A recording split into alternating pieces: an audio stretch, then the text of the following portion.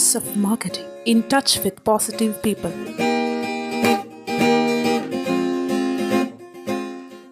Customer psychology, പ്രത്യേക സ്വഭാവമുള്ള ഒരു കസ്റ്റമറെ കുറിച്ചിട്ടാണ് ഇന്ന് സംസാരിക്കുന്നത്.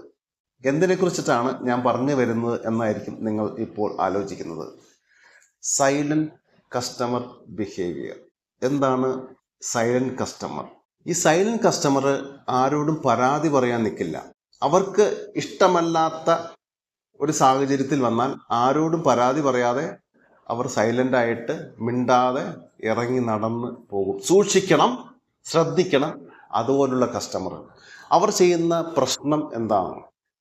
നിങ്ങളുടെ പെരുമാറ്റത്തിലോ നിങ്ങളുടെ സർവീസിലോ അവർ തൃപ്തരല്ല. പക്ഷെ അത് തുറന്ന് ഓപ്പണായിട്ട് ആവലാതികൾ പറയാൻ അവർ തയ്യാറാവില്ല. അവർ സൈലന്റ് ആയിട്ട് നിൽക്കും. പക്ഷെ ഈ പരാതി അവരുടെ മനസ്സിൽ അവർ സൂക്ഷിക്കുകയും അവരുടെ സുഹൃത്തുക്കളോട്, റിലേറ്റീവ്സിനോട് അവർ പറയുകയും ചെയ്യും, ആ സ്ഥലത്തേക്ക്, ആ ഷോപ്പിലേക്ക്, അല്ലെങ്കിൽ ആ ബിസിനസ് സ്ഥാപനത്തിലേക്ക്, അല്ലെങ്കിൽ ആ സ്ഥാപനത്തിലേക്ക് പോകരുത്. എനിക്ക് ഇതുപോലുള്ള ദുരനുഭവങ്ങൾ, പ്രശ്നങ്ങൾ, ഇഷ്യൂകൾ നേരിടേണ്ടി വന്നു. അതിന് കൃത്യമായ തെളിവ് സഹിതം അവർ സമർപ്പിക്കുമ്പോൾ, അല്ലെങ്കിൽ ആ കൃത്യമായ തെളിവ് സഹിതം പറയുമ്പോൾ പിന്നെ നമുക്കും അങ്ങോട്ട് പോകാൻ ഒരു വിമുഖത ഉണ്ടാകും.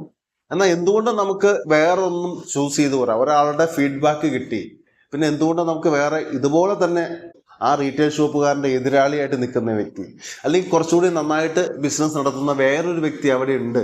ആദ്യമായിട്ട് നമ്മുടെ ബിസിനസ് സ്ഥാപനത്തിലേക്ക് എല്ലാവരും കയറി വരുമ്പോൾ അവരെ ഹാർദവമായിട്ട് സ്വാഗതം ചെയ്യുക, സ്മൈല് കൊടുക്കുക, ഐ കോണ്ടാക്ട് ചെയ്യുക. ഞാൻ നേരത്തെ പറഞ്ഞ പോലെ കൺസിഡർ ചെയ്യുക എന്നുള്ളതാണ്.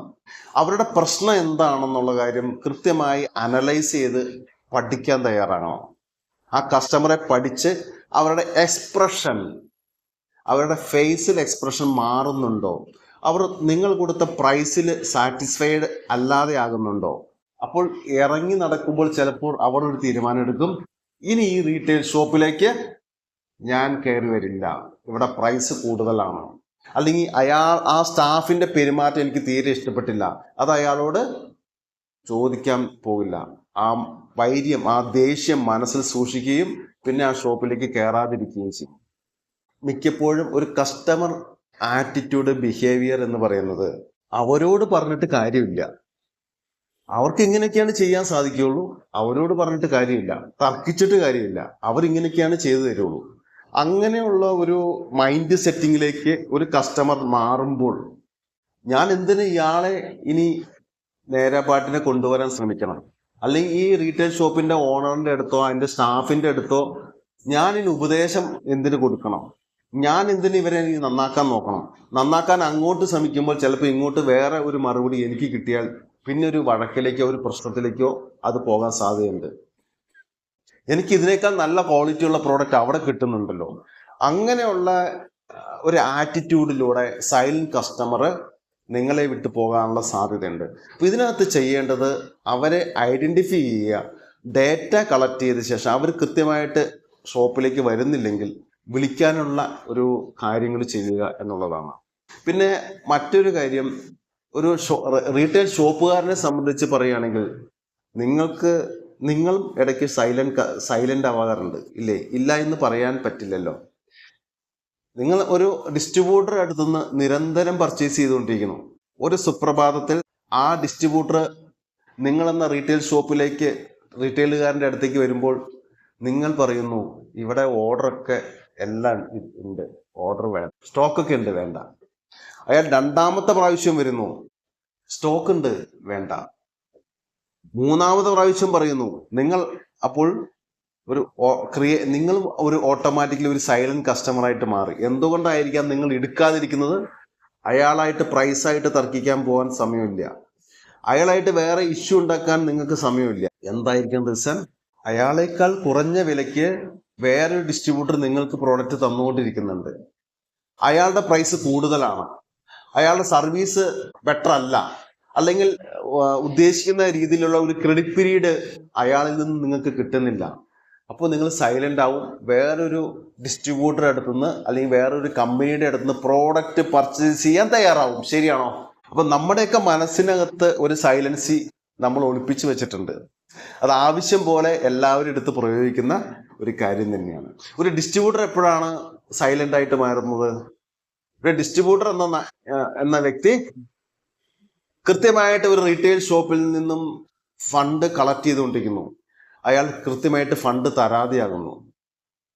അയാൾ പേയ്മെന്റിന്റെ കാര്യം എക്സ്റ്റെൻഡ് ചെയ്ത് ഇതേ സെയിം പ്രോഡക്റ്റ് വേറെ ഡിസ്ട്രിബ്യൂട്ടറിൽ നിന്നും എടുത്തു വെക്കുകയും നമ്മുടെ ഫണ്ട് തരാതിരിക്കുകയും ചെയ്യുന്നു. ഇങ്ങനെ ഒരു സാഹചര്യത്തിൽ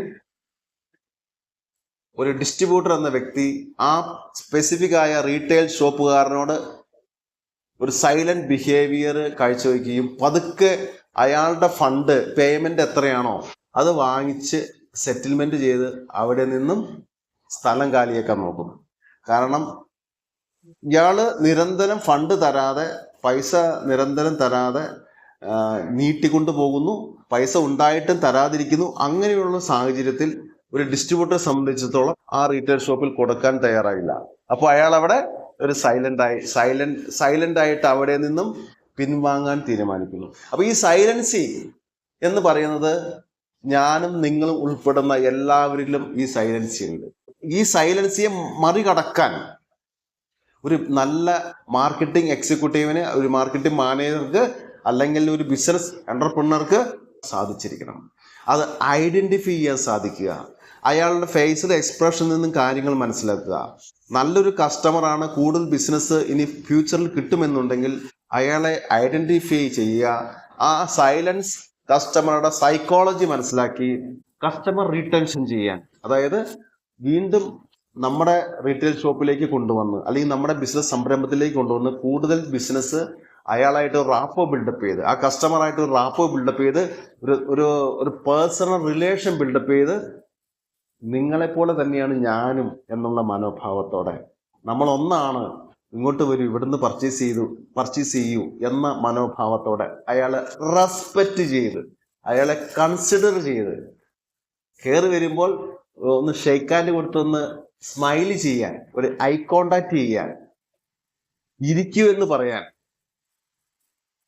സ്നേഹം കൊടുക്കാൻ സാധിച്ചാൽ എല്ലാ കസ്റ്റമറും നിങ്ങളുടെ ഒപ്പം നിൽക്കും. അതുപോലെ തന്നെ മാന്യമായ വിലയ്ക്ക്, അധികം ലാഭം എടുക്കാതെ മാന്യമായ വിലയ്ക്ക് ഒരു പ്രോഡക്റ്റ് എൻ കസ്റ്റമറിന് കൊടുക്കാനും സാധിച്ചാൽ ഉറപ്പായിട്ടും അവർ നിങ്ങളോടൊപ്പം തന്നെ നിൽക്കും എന്നുള്ള റിയാലിറ്റി മനസ്സിലാക്കി വെക്കുക. All the best, all the success.